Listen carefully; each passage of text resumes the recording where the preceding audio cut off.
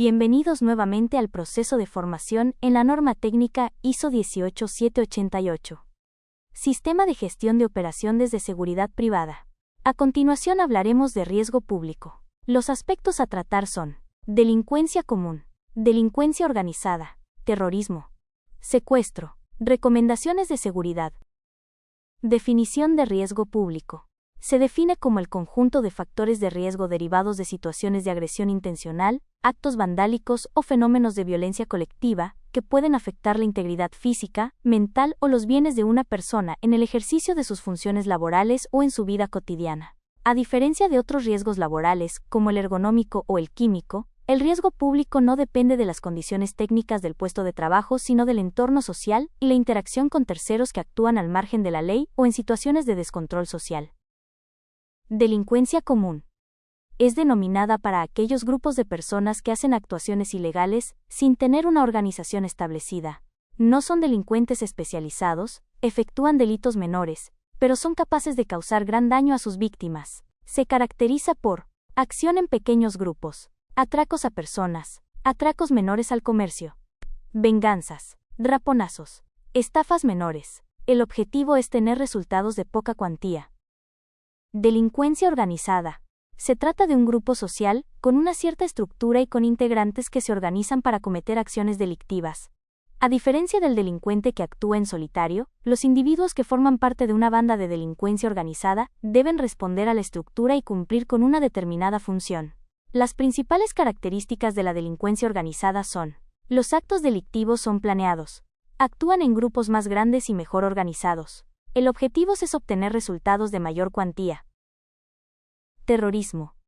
El terrorismo es la expresión más extrema y compleja del riesgo público. En el contexto de la seguridad privada, se define como el uso sistemático de la violencia, la intimidación o la coacción, generalmente mediante explosivos, armas de fuego o ataques cibernéticos, para generar un estado de terror generalizado con fines políticos, religiosos o ideológicos. A diferencia del robo común, el terrorismo no busca necesariamente un beneficio económico directo del trabajador, sino utilizar el entorno laboral o la infraestructura de una empresa como un escenario para enviar un mensaje de desestabilización. Atraco. El atraco es la modalidad de riesgo público más frecuente y la que genera mayor número de incidentes en el entorno laboral y civil. Se define como el asalto a una persona con el fin de apoderarse de sus pertenencias o de los activos que custodia, utilizando la violencia física o la intimidación, amenaza con armas. A diferencia del hurto, donde el delincuente usa la destreza o el descuido sin que la víctima se dé cuenta, en el atraco hay un enfrentamiento directo y una coacción psicológica inmediata. El raponazo es una modalidad de hurto calificado, que se caracteriza por la sustracción repentina y violenta de un objeto personal, mediante un tirón o despojo físico, aprovechando el factor sorpresa y la velocidad del delincuente. Aunque a menudo se confunde con el atraco, el raponazo se distingue porque el objetivo principal no es intimidar mediante un arma o una amenaza verbal prolongada, sino ejecutar la acción de manera tan rápida que la víctima no tenga tiempo de reaccionar. En el contexto del riesgo público, es una de las mayores causas de lesiones físicas accidentales, ya que el tirón suele provocar caídas, luxaciones o arrastres. Escopolamina. Es una sustancia que produce hipnosis química en la víctima. Los delincuentes la mezclan con otras sustancias para neutralizar la agresividad. Bajo los efectos de esta droga, el delincuente puede hacer que la víctima obedezca todos sus deseos. La víctima pierde la voluntad y es capaz de ceder a cualquier cosa, desde entregar dinero, joyas, y hasta acceder a una relación sexual. La víctima es abordada con la aparente intención de hacer amistad. Luego es invitada a comer o tomar algo. Y este es el momento que el delincuente aprovecha para dar la sustancia a la víctima.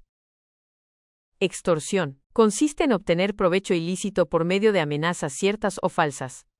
Obliga a la víctima de hacer algo o dejar de hacer algo so pena de castigarla.